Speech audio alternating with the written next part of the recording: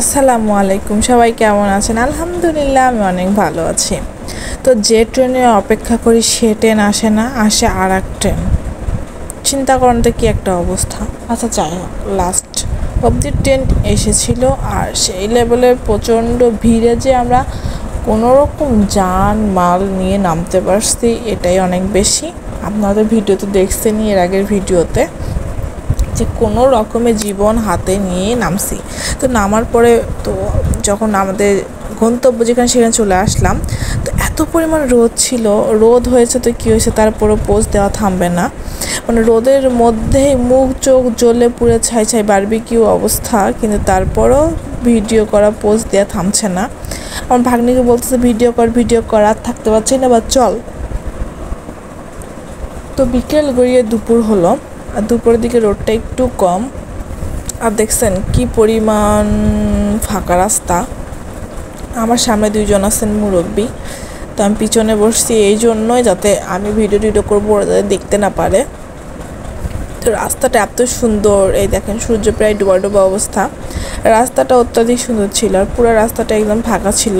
কেন জানি ফাঁকা ছিল, ঈদের সময় সবাই মনে হয় আত্মীয় স্বজনের বাসায় চলে গেছে, রাস্তাঘাটে এই জন্য মানুষজন নাই। তো আমরা মূলত কিন্তু মানে বেড়ানো শেষ করছি, আর শেষ করার পরে আমরা বাসার দিকে যাচ্ছি।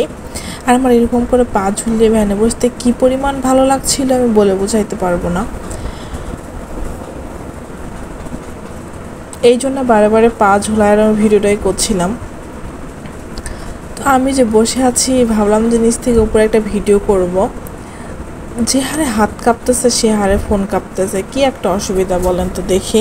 আচ্ছা যাই হোক, তারপরে ভিডিও করা থামবে না, যতই হাত পা কিছু কাঁপুক না কেন, কাঁপি করুক, কিন্তু ফোনের ক্যামেরা অফ হবে না। এই জন্য কাঁপির মধ্যেও ভিডিও করতেছিলাম। দেখতে সূর্যটা কিন্তু ডুবেই গেছে। আর আমরা কোথায় চলে আসছি জানেন?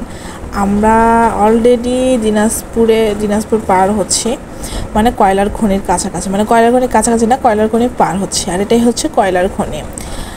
আমি দিনাজপুর অনেক আগে এসেছিলাম, কিন্তু কখনো মানে এভাবে ঢুকে দেখা হয়নি কয়লার খনি।